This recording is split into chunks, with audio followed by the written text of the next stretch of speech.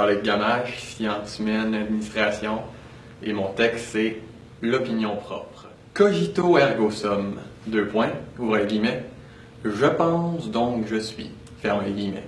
Penser, réfléchir, avoir sa propre opinion, c'est devenu une activité tellement rare de nos jours parce qu'on s'impose une manière de dire un point de vue.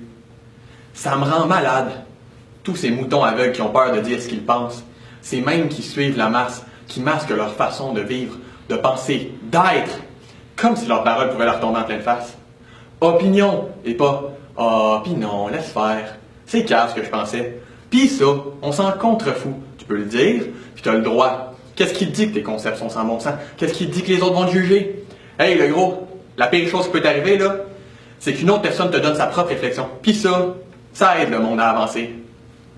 Je suis, tu es, il est. Nous sommes ayons en nous des perspectives opposées et variées.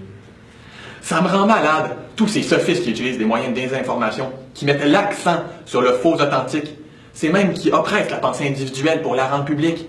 Durant des millénaires, des gens ont été ostracisés. Socrate, Galilée, nommez-les. Des hommes et des femmes qui prônent l'évolution, mais qui sont stoppés par la puissance de la religion. Celle-là même qui utilise l'influence d'un livre pour avoir de l'autorité, parce que Dieu le veut, et il pourra utiliser toutes ses capacités. Ça me rend malade, tous ces stéréotypes qui rabaissent et isolent des peuples pour la simple et bonne raison qu'ils sont particuliers et qu'ils sont considérés comme infectés. Pour ça, leur jugement devrait être erroné. Les femmes, ça devrait rester dans la cuisine. Les hommes sont tous les mêmes. Check-le, lui, avec ses croyances. Ça doit être de famille. Ça me rend triste de voir tous ces gens souffrir d'une peur de soi, d'une peur de l'identité, d'une peur de s'exprimer sans être influencés et qui effacent toutes leurs bonnes idées derrière un masque, qui cachent la face d'un être authentique et le remplacent par un autre fanatique.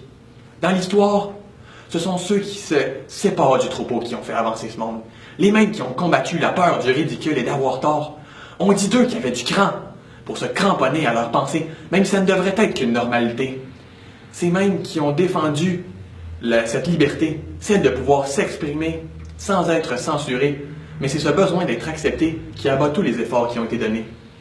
Au final, refouler ses propres idées ne crée qu'une société arriérée qui ne cherche que la rédemption si elle s'éloigne un peu de ses traditions.